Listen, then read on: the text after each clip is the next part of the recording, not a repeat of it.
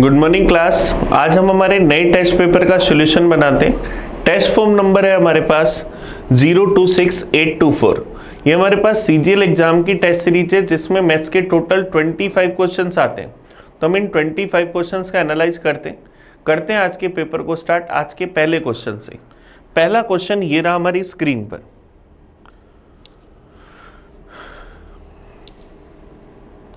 In an express train, the passenger traveling in AC class, first class and sleeper class are in the ratio this. The rate of each class in ratio this.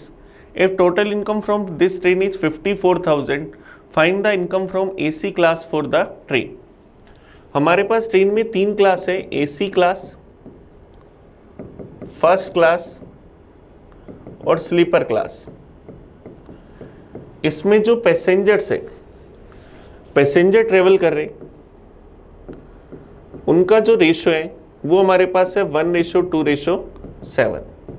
इनका जो किराया है, जो fair है, उसका ratio है 5:4:2। तो total जो किराया मिलेगा, टोटल जो हमें यहाँ से इनकम होगी, टोटल जो किराया मिलेगा वो हमारे पास कितनी होगी। फर्स्ट क्लास का एक पैसेंजर 5 टिकट तो 5, 4 दूनी 8, 7 दूनी 14, ये हमारे पास टोटल इनकम हुई। मुझे एसी क्लास का किराया बताना है। टोटल इनकम है 54,000। रेशो का अगर मैं टोटल देखूं तो 27, वैल्यू किसकी चाहिए 5 की। तो क्या जाएगा 27 से क्या 2000 पर 2000 इंटू 5 क्या जाएगा 10,000। तो एसी क्लास से कितना किराया मिला 10,000 रुपये। ऑप्शन डी हमारा आंसर आ गया। चलिए नेक्स्ट क्वेश्चन देखें 52। A sail boat move at the speed of 12 kilometre per hour with no one in the boat. If the speed of boat decrease by quantity that varies at the cube root of the number of passenger वो boat to the boat. अब देखो इसने सबसे जो important बात कही, सबसे important जो बात कही वो मैं क्या कह रहा हूं, the speed of boat decrease by the quantity that varies as cube root of the number of passenger वो boat to the boat। नाव की चाल यात्रियों की संख्या के घनमूल के अनुपात में घट जाती है। ये सबसे इंपॉर्टेंट बात इसने कही। तो देखो इस बात का मतलब क्या है, decrease in speed directly proportional है cube root of number of passengers के। तो यहां से प्रोपोर्शन अगर हटाएं तो बराबर के क्यूब रूट ऑफ एन, के कांस्टेंट मान ली। अब हमें कह रहे हैं नाव पर 8 यात्री होने पर इसकी स्पीड 8 किलोमीटर प्रति घंटा हो जाती है। 12 से 8 हुई तो कितनी कम हुई 4। पैसेंजर है 8, क्यूब रूट में 8 मतलब 2, तो के का मान क्या आ गया 4/2 तो 2। के का मान 2 आ गया तो फॉर्मूला क्या बना है डेल्टा एस बराबर 2 इंटू क्यूब रूट में एन। अब हमें कह रहे हैं नाव को चलने से रोकने के लिए न्यूनतम कितने यात्रियों की आवश्यकता है। अब बिना किसी पैसेंजर के 12 की स्पीड से चल रही थी, उसे अगर रोकना है तो स्पीड कितनी करनी है 0। 12 से स्पीड 0 करनी है तो स्पीड कितनी कम करनी है 12। 12 बराबर 2 क्यूब रूट में एन, तो क्यूब रूट में एन बराबर 12/2 6। तो एन की वैल्यू 6 का क्यूब 216। तो अगर 216 पैसेंजर होंगे तो ये बोट क्या हो जाएगी, रुक जाएगी। 216 पैसेंजर होंगे तो रुक जाएगी। और अगर आपसे पूछता कि ऐसे कितने पैसेंजर चाहिए कि धीरे धीरे चलती रहे, तो एक पैसेंजर कम कर देना। 215 पैसेंजर होंगे तो ये चलती रहेगी। हमें इसने पूछा रोकने के लिए, तो रोकने के लिए कितने पैसेंजर चाहिए 216।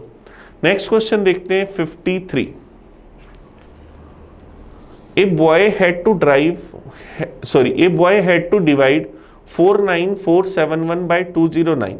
He made a mistake in copying the divisor and obtained the quotient as 246 with the remainder 25.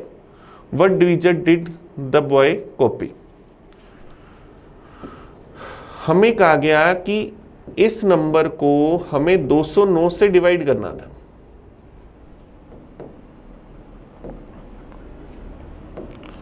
Four 9471, लेकिन उसने क्या करा, इसको किसी और से डिवाइड करा। भाग गया कितनी बार 246 बार, रिमाइंडर क्या आया 25। तो मुझे डिवीजर बताना है कि उसने क्या लिखा।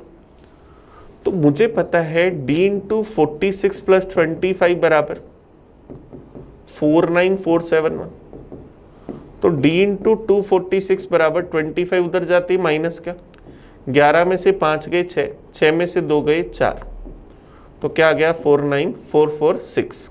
तो d की वैल्यू चाहिए, तो 49446 में किसका भाग दे दे, 246 का भाग चला जाएगा 2 बार, 492 बच जाएगा 24, ऊपर से उतारा 6, फिर चला गया भाग 1 बार। तो उसमें क्या करा, कितना भाजक कॉपी कर लिया, 201, जबकि क्या था 209, तो 209 की जगह गलती से उसने कितना डिवीजर कॉपी कर लिया, भाजक 201। चलिए नेक्स्ट क्वेश्चन देखते हैं 54।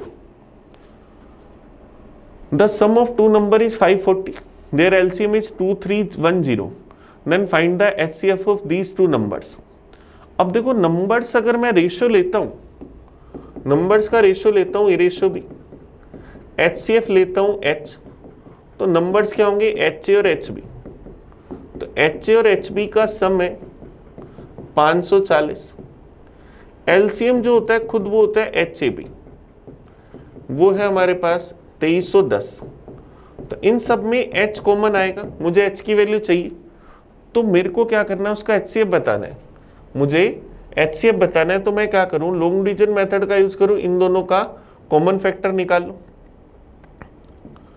तो 540 2310, इनका रेशियो भी निकाल सकते हैं, 2310 540, 10 का भाग दे दें 231 और 54, 3 का भाग दे दें 7 21 7 21 18।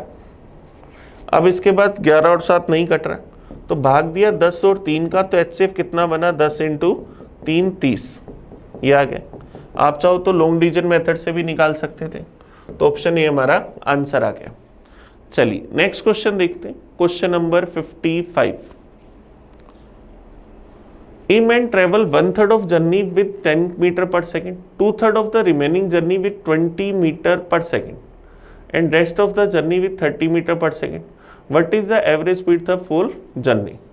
पहले 1/3 ट्रेवल करा, शेष का 2/3 ट्रेवल करा, तो मैं यहाँ पर क्या मान लेता हूँ, मेरे पास जो टोटल दूरी है 1/3 बटा में 3 फिर बटा में 3, तो मैं 9 या 9 के मल्टीपल में मान लूँ। मैंने लेट करा डिस्टेंस कितनी, 900 मीटर, लेट कर लिया डिस्टेंस कितनी, 900 मीटर। अब हमें कह रहे हैं अपनी यात्रा का 1/3 300 मीटर किस स्पीड से तय करते हैं, 10 मीटर पर सेकंड से। तो 300 मीटर 10 मीटर पर सेकंड से तय करता है, तो कितना टाइम लगा, 30 सेकंड।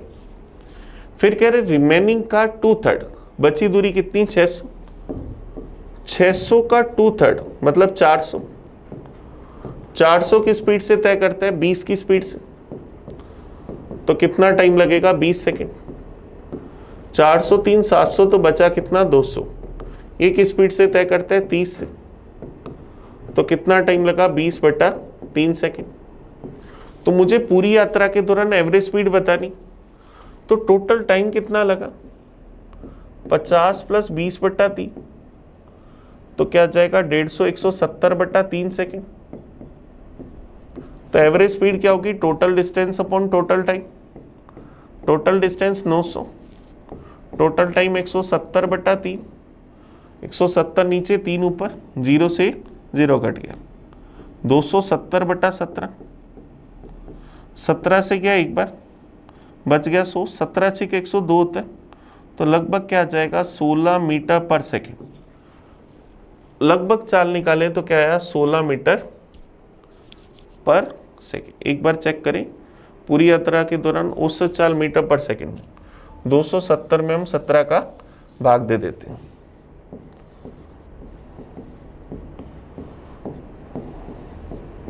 बच गया 10 2। अब 17 × 102 होता है, लेकिन इसने लगभग नहीं पूछा। द एवरेज स्पीड निकालेंगे तो क्या आ जाएगा, 17 5 85, बच जाएगा 15 150, फिर चला जाएगा 8 बार, तो 15 पॉइंट समथिंग कोई ऑप्शन नहीं है, तो क्या आ जाएगा, नन ऑफ दीज। अगर हमसे लगभग पूछता तो हम क्या कह सकते थे, 16 मीटर पर सेकंड, पर लगभग नहीं पूछा, तो आंसर क्या आएगा, नन ऑफ दीज। चलिए नेक्स्ट क्वेश्चन की ओर बढ़ते हैं। नेक्स्ट क्वेश्चन देखते हैं, question number 56। A empty fuel tank of a car was filled with A-type petrol. When the tank was half empty, it was filled with B-type petrol. Again, when the tank was half empty, it was filled with A-type petrol.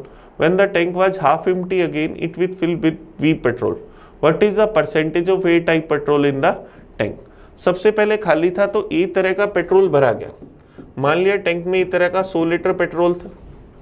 अब कह रहे tank आधा खाली हो जाता है। First time जब half खाली हुआ तो ए टाइप का पेट्रोल बचा, आधा खाली हो गया तो 50 लीटर। हमने क्या करा, जब टैंक आधा खाली हो गया तो बी तरह का पेट्रोल भर दिया। तो ए तरह का पेट्रोल 50 लीटर और बी तरह का पेट्रोल फिर 50 लीटर। अब पुणे जब टैंक आधा खाली हो गया, अब आधा खाली होगा तो ए का भी आधा 25 लीटर निकल जाएगा, बी का भी आधा 25 लीटर निकल जाएगा, 25-25 लीटर बचेंगे। तो ए तरह का पेट्रोल से भरा जाता है। अब 50 लीटर पेट्रोल तो है ही, 50 लीटर ए टाइप का पेट्रोल भर दिए। ए हो गया 75 लीटर, बी हो गया 25 लीटर। अब पुनः फिर आधा खाली हो जाता है तो क्या होगा, इसका आधा 37.5 लीटर इसका खाली हो जाएगा, 37.5 बचेगा और इसका 12.5 लीटर बचेगा। तो बी तरह का पेट्रोल भरा जाता है। अब बी तरह का पेट्रोल भरा तो 50 लीटर पेट्रोल है, फिर इसमें कितना भर दिया, 50 लीटर पेट्रोल। तो ए टाइप का पेट्रोल बचा 37.5 लीटर, बी टाइप का पेट्रोल 62.5 लीटर। तो हमें पूछ रहा है टैंक में ए तरह के पेट्रोल कितना परसेंट है, 37.5 लीटर है, इसका मतलब 37.5% है। ऑप्शन बी हमारा आंसर आ गया। चलिए नेक्स्ट क्वेश्चन देखते हैं 57।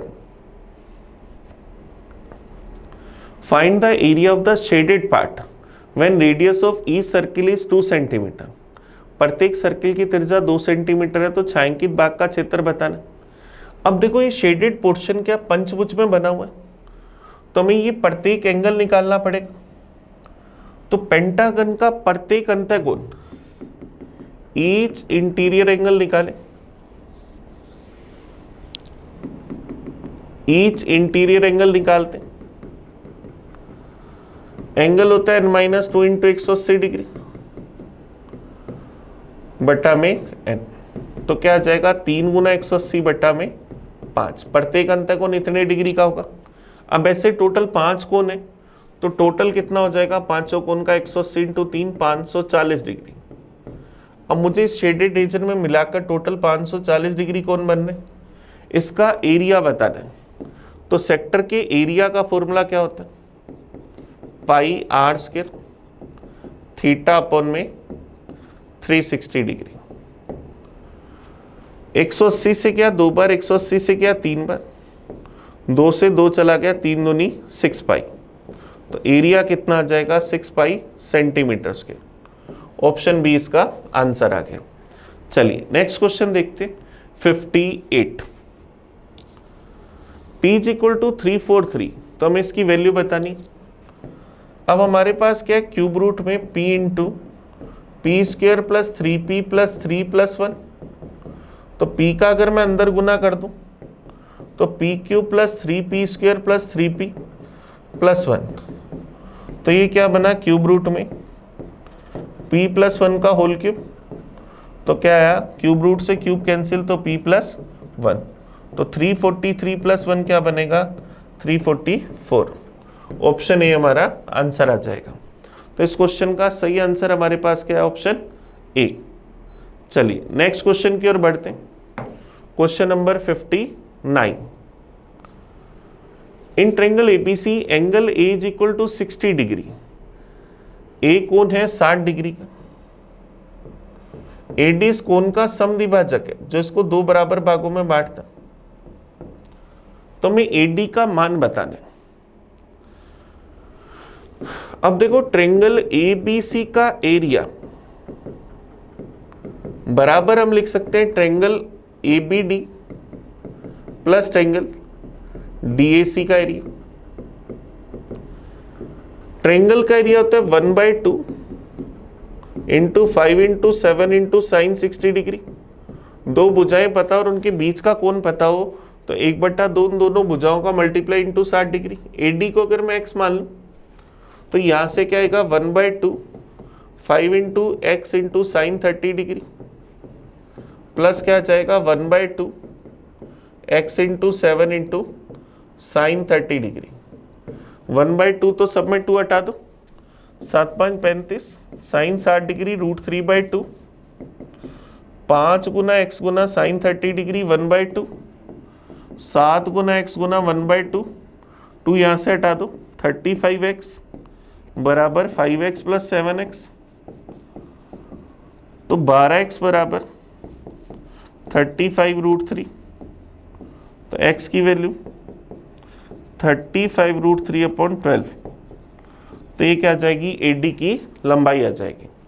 तो ऑप्शन ए हमारा आंसर आ गया 35√3 इंटू 12। चलिए नेक्स्ट क्वेश्चन देखते हैं 60 number. Find the area form by x axis y axis and line. इस लाइन से एक्स एक्सिस और वाई एक्सिस से बने ट्रायंगल का एरिया। लाइन है 2x प्लस 3y बराबर 5।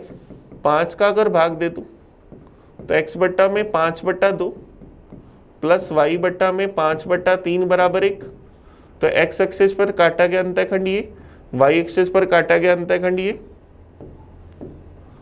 तो यहां मैं लिख सकता हूं 5/2, 0। यहां मैं लिख सकता हूं 0, 5/3। तो ट्रायंगल का एरिया क्या होगा 1/2 बेस इंटू हाइट। तो एक जगह 5/2, एक जगह 5/3 तो क्या आ जाएगा 25/12। तो ऑप्शन हमारे पास क्या आ जाएगा सी। इसका एरिया 25/12। या एक्स एक्सिस वाई एक्सिस और लाइन से बने ट्रायंगल के एरिया का फॉर्मूला होता है सीधा c² / 2ab। तो 5 का स्क्वायर 25 बटा में 2 गुना 2 गुना 3 तो 25/12। आप ऐसा भी लिख सकते। चलिए नेक्स्ट क्वेश्चन देखते हैं 61। हमें इस वैल्यू को सिंप्लीफाई करना है। तो √6 प्लस 2 को √2 इंटू √2 अपॉन में √2 प्लस ये वाली जो टर्म है इसको अगर मैं ऊपर नीचे √2 से ऊपर नीचे 2 से गुना कर दूं तो क्या 4 प्लस 2 √3 माइनस में √6 माइनस √2 इंटू √2 अपॉन में √2 प्लस माइनस में इस टर्म को भी अगर ऊपर नीचे 2 से गुना कर दो तो 4 माइनस 2 √3 माइनस में 2 √2 बटा में इस टर्म में से √2 कॉमन ले लो √2 इंटू √2 प्लस √2 ऐसा हम लिख सकते हैं। चलिए तो इसको सोल्व करते हैं। ऊपर से अगर मैं √2 कॉमन ले लूं तो √3 प्लस √2 यहां एलसीएम आ जाएगा √2। अब ये क्या आएगा मेरे पास √2 इंटू √2 क्या बनेगा √2 इंटू √2 प्लस ये एलसीएम वाला √2 ऊपर चला जाएगा। ये क्या बनेगा मेरे पास 4 प्लस 2 √3 को क्या मैं √3 प्लस 1 का होल स्क्वायर लिख सकता हूँ। तो ये क्या √3 प्लस 1 बनेगा माइनस में √2 मैं कॉमन ले लूँ तो √3 माइनस √2 नीचे से √2 और आ जाएगा √2 इंटू √2 2 माइनस में ये मेरे पास क्या बनेगा √3 माइनस 1 का होल स्क्वायर। तो √3 माइनस 1 के होल स्क्वायर का होल रूट ऐसा हम लिख सकते हैं। यहां से √2 कॉमन लेकर काट देंगे तो माइनस में 2 अपॉन √2 प्लस 1 ऐसा हम लिख सकते हैं। तो क्या आएगा 2 इंटू √3 प्लस √2 अपॉन में 2 प्लस 1 3 प्लस √3 माइनस में 2 इंटू √3 माइनस √2 अपॉन में माइनस इंटू माइनस प्लस बनेगा 3 माइनस √3। ये मेरे पास माइनस में 2 इसका रेशनलाइजेशन कर दूं तो √2 माइनस 1 से ऊपर नीचे गुना कर दूं तो √2 प्लस 1 इंटू √2 माइनस 1 2 माइनस 1 लिखो चाहे नहीं लिखो। पूरी ऊपर वाली वैल्यू में से 2 कॉमन आ रहा है तो 2 कॉमन ले लो। अब ये मेरे पास यहां से क्या बना 3 प्लस √3 इंटू में 3 माइनस √3 ऊपर √3 प्लस √2 को गुना करेंगे 3 माइनस √3 से, माइनस में √3 माइनस √2 को गुना करेंगे 3 प्लस √3 से, और माइनस में 2 कॉमन ले लिया तो √2 माइनस 1, ऐसा हम लिख सकते हैं। अब इसको जब सोल्व करेंगे तो नीचे माइनस 9 माइनस 3 क्या बनेगा, 6, तो क्या आएगा 2, इसके बट्टा में 6 बन जाएगा, ऊपर क्या आएगा 3√3, 3 को √2 से गुना करूंगा 3√2, √3 को उससे गुना करूंगा माइनस में 3, माइनस में √6, अब इसको गुना करूंगा तो क्या बनेगा माइनस में 3√3, इन दोनों का गुना करूंगा, इसको इससे गुना करा, इसको इससे गुना करा, माइनस का 3, माइनस में इसको गुना करूंगा तो क्या आ जाएगा 3√2, इसको इससे गुना करूंगा प्लस √6, और माइनस में √2 + 1 वो वैसे का वैसे, माइनस में √2 माइनस 1 वैसे का वैसे। अब ये टर्म कट गई और मेरे पास √6 से √6 कट गया, तो क्या है 2, 3√2 + 3√2 6√2, माइनस में 3 3 6, अपॉन में 6, माइनस में √2 माइनस 1, 6 कॉमन ले लेंगे, √2 माइनस 1, माइनस में √2 माइनस 1, तो √2 माइनस 1 √2 माइनस 1 0, 2 इंटू 0 आंसर क्या आ जाएगा 0। तो ऑप्शन हमारे पास क्या आ गया, बी, ऑप्शन बी इसका सही आंसर आ गया। चलिए नेक्स्ट क्वेश्चन देखें, 62 नंबर, x बराबर ये दे रखा है, हमें इसकी वैल्यू चाहिए x³ + 3bx माइनस में 2a,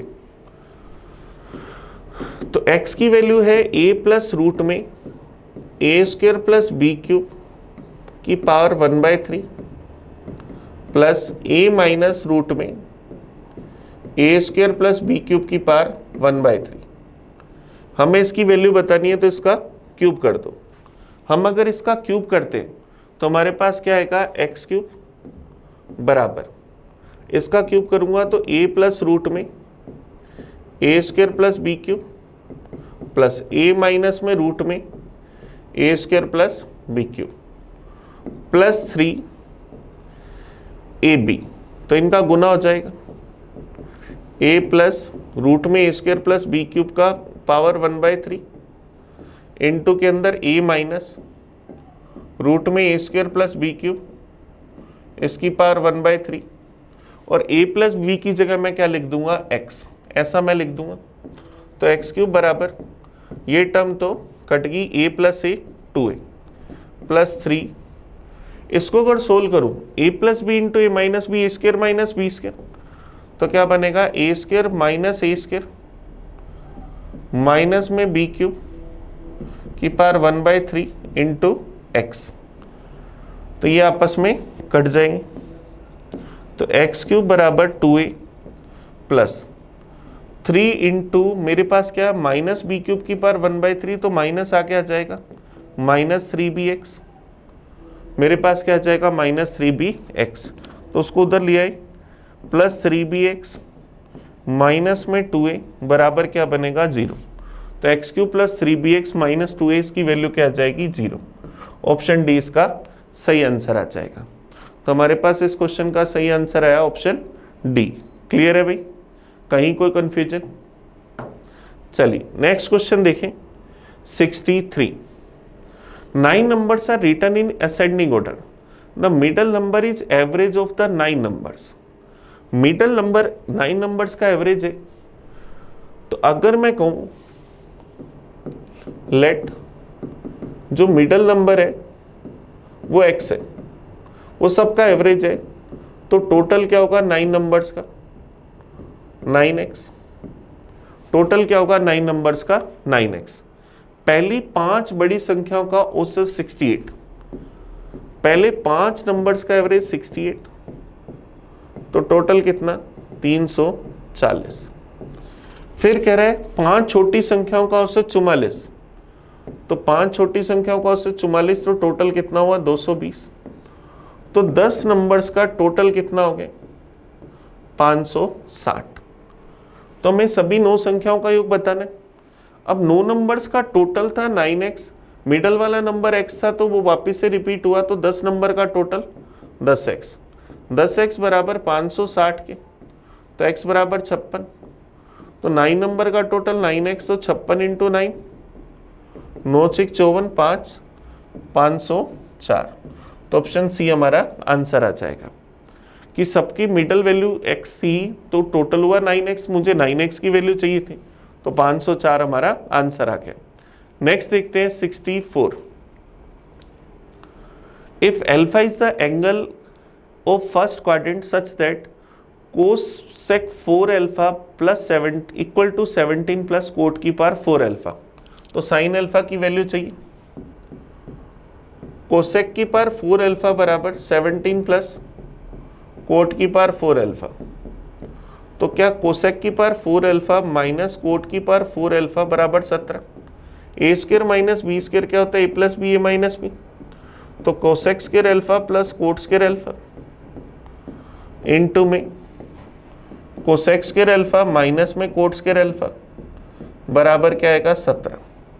अब cosec square alpha minus coat square alpha 1 होता है, कोसेक स्क्र को अगर मैं 1 plus coat square alpha plus coat square alpha into में 1 बराबर 17, तो 1 प्लस 2 कोट स्क्र अल्फा बराबर 17, तो 2 कोट स्क्र अल्फा बराबर 16, तो कोट स्क्र अल्फा बराबर 8, तो कोट अल्फा बराबर 2√2, कोट अल्फा बराबर 2√2।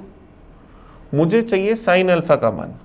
अब कोट अल्फा क्या होता है, बेस अपॉन परपेंडिकुलर, तो अगर मैं ये एंगल अल्फा बनाऊं तो ये 2√2 परपेंडिकुलर 1, तो ये क्या आ जाएगा 3।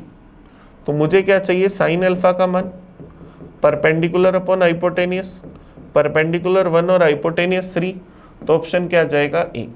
तो साइन अल्फा की वैल्यू क्या आ जाएगी 1/3। चलिए नेक्स्ट क्वेश्चन देखिए 65। A hemisphere is made of sheet of metal 1 centimeter thick.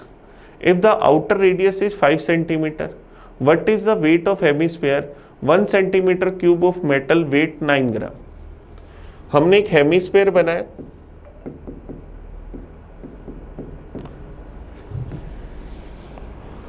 हम लोगों ने एक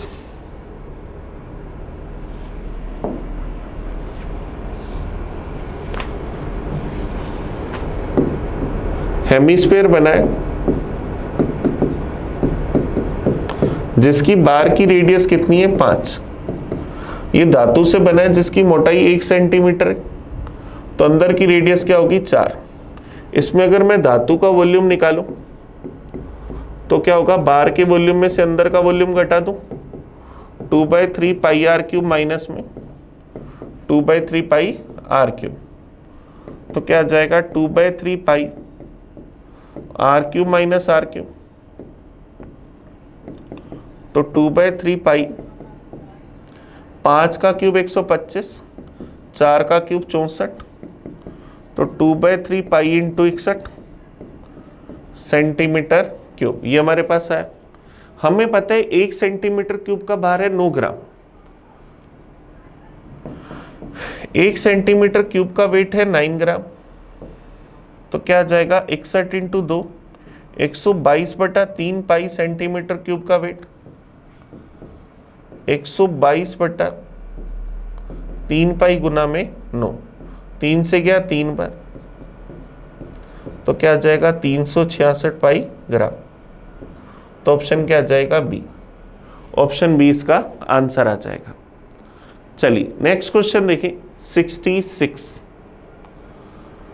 द वैल्यू ऑफ दिस, हमें इस टर्म का मान बताना है कि क्या होगा। 2 सही 7/8, 8 दूनी 16 और 7 23/8 डिवाइड के अंदर 6 × 18 और 5 23/6,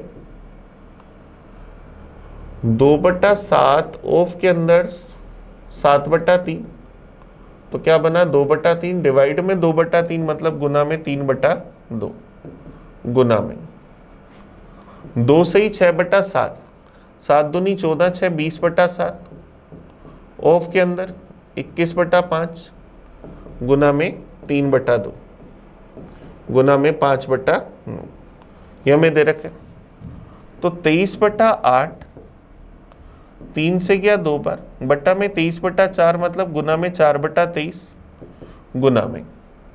इस टर्म को अगर मैं सोल्व करूं तो क्या जाएगा मेरे पास, 5 दूनी 10 से चला गया 2 बार, 7 से चला गया 3 बार, 3 तिये 9 से 9 चला गया, 5 दूनी 10, 23 से 23 गया, 4 से गया 2 बार, 10/2 5। तो हमारा आंसर क्या जाएगा, ऑप्शन डी। तो 66 का आंसर क्या आ गया, ऑप्शन डी। चलिए नेक्स्ट देखते हैं 67। If the 8 digit number is divisible by 88 then the value of 5x minus 8y। 8 digit number है 179x091y, ये 88 से डिविजिबल है। 88 का मतलब 11 गुना 8, तो 8 का रूल लगाते हैं लास्ट के 3 डिजिट में। 91y में 8 का भाग जाना चाहिए, 8 का भाग गया एक बार, बच गया 11, फिर भाग गया एक बार, बच गया 3, 3 के बाद y उतारा तो 8 चौक 32, तभी पूरा पूरा भाग जाएगा। तो y का मान क्या आ गया, 2, y का मान 2 आ गया। तो 179x0912, अब इसमें किसका भाग जाना चाहिए, 11 का। तो 11 की कंडीशन लगाते हैं, 2 और 9 7, 7 प्लस x 16 प्लस x, यहां से जोड़ेंगे 1 और 9 10, 10 और 1 11, इनका डिफरेंस मेरे पास क्या हो, 0 या 11 का मल्टीपल, तो 0 तो हो नहीं सकता, तो 11 आए, तो 16 प्लस x बराबर 11 और 11 22, तो x बराबर 6, x की वैल्यू 6 और y की वैल्यू 2। तो हमें क्या बताना है, 5x माइनस 8y, तो क्या आ जाएगा, 5 1 30 माइनस में 16, 5x माइनस 8y, y का मान 2 आया, x का मान 6, तो 30 माइनस 16। चलिए फिर से चेक करते हैं, 8 डिजिट नंबर है, ये 88 से डिविजिबल हो रहा है। 91y को हमने डिवाइड करा, 8 बच गया 1 11, भाग गया एक बार, y का मान 2 आ गया। y का मान 2 रखकर देखें तो यहाँ 2 रखा, तो इनका डिविज सम करें, 9 और 2 11, 11 plus x 18 plus x, sorry ये 16 प्लस एक्स लिखा है शायद मैंने, 18 प्लस एक्स, और इनका सम करें 1 और 9 10, 10 और 1 11, इनका डिफरेंस मेरे पास क्या बने, 0 या 11, तो 18 प्लस एक्स बराबर 22, तो x की वैल्यू क्या आई, 4, x की वैल्यू 4, y की वैल्यू 2, 5x माइनस 8y, तो 5 चौक 20 माइनस 16, तो क्या आ जाएगा 4, ऑप्शन ए हमारा आंसर आ जाएगा। गलती से हमने पहले x 6 ले लिया था। नेक्स्ट देखते हैं 68। The income of A is 25% more than that of B. Income A की बी से 25% ज्यादा है। बी की इनकम अगर 100 तो की इनकम 25% ज्यादा मतलब 125। अब हमें कह रहे हैं सी की जो इनकम है, the income of C 65% less than the sum of income of A and B. दोनों की इनकम का सम 225, इससे 65% का मतलब 35%। तो यहां से अगर मैं 25 से काटूं, ये गया 9 बार, ये गया 4 बार, बटा वाला 4 हटाने के लिए सबको 4 से गुना कर दो, तो 500 अनुपात में 400 315। तो हमें क्या बताना है, income of C is what percent less than income of A. C की इनकम ए से कितने परसेंट कम है, सी की इनकम ए की इनकम से कितनी कम है, 185। किससे, 500 से। परसेंटेज में चाहिए, इंटू करा 100% से, 2 0 से 2 0 कैंसिल, 5 दिए 15, 3 37%। तो सी की इनकम ए से कितने परसेंट कम है, 37%। ऑप्शन डी हमारा आंसर आ जाएगा। नेक्स्ट क्वेश्चन देखते हैं 69। three numbers are such that if the average of any two of them is added to the third number, the sum obtained are this. What is the average of original three numbers? Let the three numbers a, b and c. किन्हीं दो संख्याओं के औसत में तीसरा number जोड़ दें तो सम हमें मिलता है 168, b plus C by 2 plus A 174, c plus A by 2 plus B 180। इन सबको अगर जोड़ लें 8 4 12, कैरी आ गई 1, 7 दूनी 14 और 8 22 2, तो क्या आ जाएगा 522। अब यहां पर अगर जोड़ूंगा तो a by 2 plus A by 2, A plus A 2a 2a 2b और 2c, ये हम कह सकते हैं।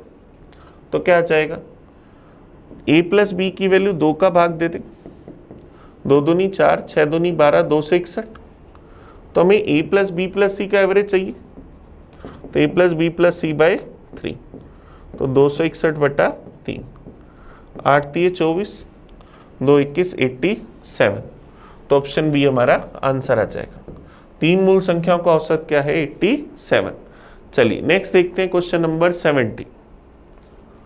A man bought an article and sold it a gain of 10%.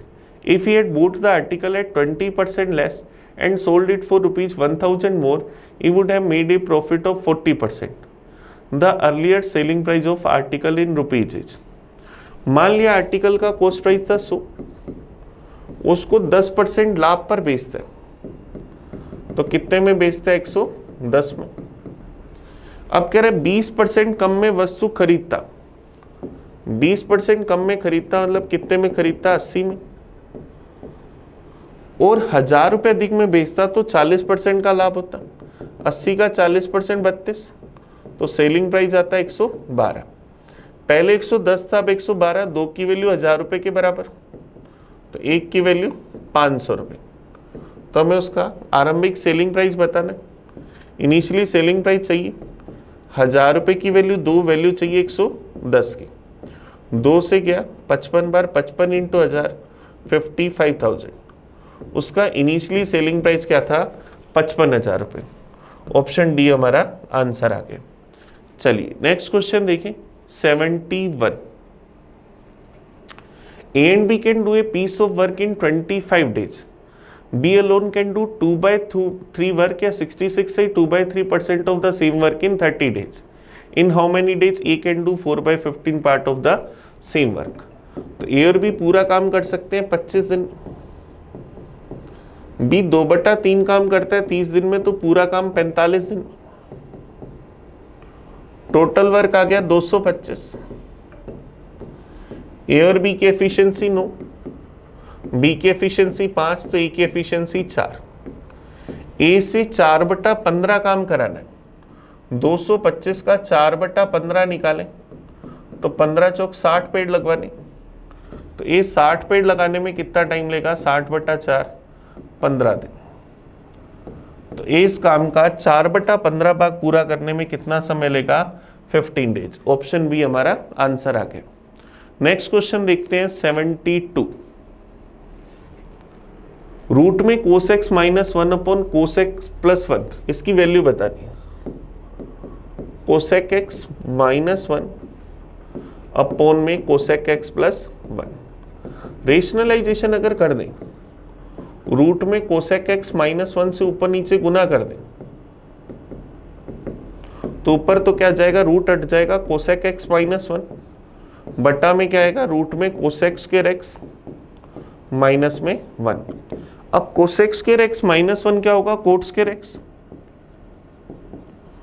तो ये क्या बनेगा कोट एक्स, तो कोसेक एक्स अपॉन में कोट एक्स माइनस में 1 upon cot x. 1 upon cot x क्या बना 10x, कोसेक एक्स होता है 1 upon sine x, cot x होता है cos x upon sine x, sine x से साइन एक्स कट गया, 1 अपॉन कोस एक्स का मतलब सेक एक्स माइनस 10x। तो आंसर क्या आ जाएगा option A sec x minus 10x। Next question देखते हैं 73। क्वेश्चन नंबर 73 हमें क्या कह रहे हैं, डीआई का क्वेश्चन है, study the following graph and answer the questions. Distribution of candidate who were enrolled to be entrance test and candidate who pass the test in different institutions. ये हमें दे रखा है। What percentage of the candidate pass the exam from Institute F out of the total number of candidate enrolled from the same institute? F में पास होने वालों का percentage बताना है। F में एनरोल हुए थे 17%। 17% किसका आएगा? 9760 का। पास हुए इसमें 4960 के 16%। तो ये वैल्यू बताना है कि इसका कितना परसेंट है। परसेंटेज में चाहिए इंटू करा 100% से। ये परसेंटेज से परसेंटेज कट गया, 16 से गया 6 बार 96, फिर चला जाएगा एक बार, 0 से 0 कट जाएगा। तो अब ये क्या आया? 49600 अपॉन में 61 को 17 से मल्टीप्लाई कर दे, 7 42 43 1037। तो 4960 में 1037 का भाग देते, भाग चला जाएगा 4 बार, 7 चौक 28, 12 और 14 कैरी आ जाएगी 1, 41 और 48। 10 में से 8 गए 2, 5 में से 4 गए 1, 9 में से 1 गया 8, ऊपर से आ गया 0। फिर चला जाएगा भाग मेरे पास 8120, फिर भाग चला जाएगा 7 बार, 7 7 49, 4 7 21 और 4 25, 2 7। 10 में से 9 गए 1, 11 में से 5 गए 6, 10 में से 2 गए 8, पॉइंट लगाया 0 मिल गया।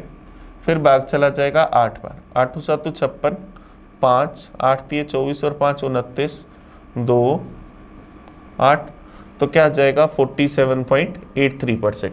ऑप्शन बी हमारा आंसर आ जाएगा। चलिए नेक्स्ट क्वेश्चन की ओर चलते हैं। Question number 74।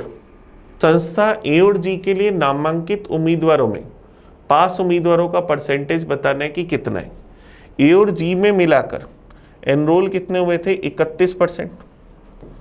तो 9760 का 31%, इतने तो एनरोल हुए थे। ए और जी में मिलाकर पास कितने हुए? 29%। 4960 का 29%। परसेंटेज में चाहिए इंटू करा 100% से, परसेंटेज से परसेंटेज गया 0 से 0 चला गया। अब इसको सोल्व कर लेते हैं। 4 से काट दे 1 2 4, 4 से काट दे 2, 4 चौक 16, 244। 31 से चला गया 4 बार, 4 से चला गया 6 61 बार, 4 से चला गया 61 बार। तो क्या जाएगा? 2900 बटा 61%। 61 का भाग दे, भाग चला जाएगा 5 बार, सॉरी 5 बार नहीं जाएगा, 4 बार चला जाएगा। 4 6 चौक 24, 10 में से 4 गए 6, 8 में से 4 गए 4, ऊपर से आ गया 0। फिर ये भाग चला जाएगा मेरे पास 7 बार, 7 6 42, 10 में से 7 गए 3, 5 में से 2 गए 3, पॉइंट लगाया 330, फिर चला जाएगा 5 बार। तो क्या आ जाएगा? 47.54%। ऑप्शन ए हमारा आंसर आ जाएगा। नेक्स्ट क्वेश्चन देखते हैं 75। Which institute has the highest percentage of candidate pass to the candidate enrol? A में एनरोल हुए 16, पास हुए 17। फिर बी में क्या पूछ रहा है? बी में 18, पास हुए 22। फिर डी में पूछ रहा है, डी में 12 से 15। और एफ में 17 से 16। तो अब देखो ये 16 से 17 हुआ और ये 17 से 16 हुआ, तो ये ए और एफ तो नहीं हो सकते। बी और डी को चेक करें। 18 से क्या हुआ? 22, 4 एक्स्ट्रा हुआ। ये 12 से 15 हुआ, यहाँ 3 एक्स्ट्रा हुआ। तो देखो बेस्ट रेशियो मेरे को किस में दिख रहा है? 12 से 15 में। या आप चाहो तो पूरा सोल्व कर सकते हो। हमारा आंसर क्या आएगा? डी, ऑप्शन सी हमारा आंसर आ जाएगा।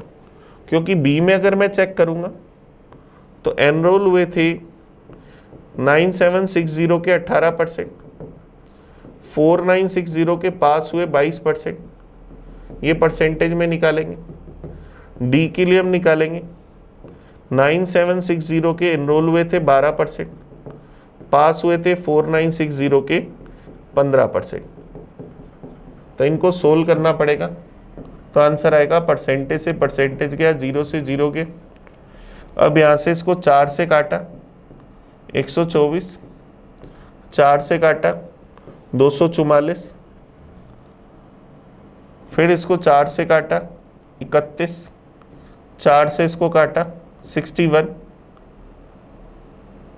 अब 18, 2 से गया 9 बार, 2 से गया 11 बार, 31 इंटू 11 341 बट्टा में 549 इंटू 100%। यहाँ पर सेम इसको अगर अपन सोल्व करें सेम ऐसे ही कट जाएगा, ये 31 बार, ये 61 बार, ये चला जाएगा 4 बार, ये चला जाएगा 5 बार, तो 155 बटा 244 परसेंटेज में चाहिए, इंटू करा 100% से। तो हमारे पास बेटर वैल्यू किसकी आएगी, डी की।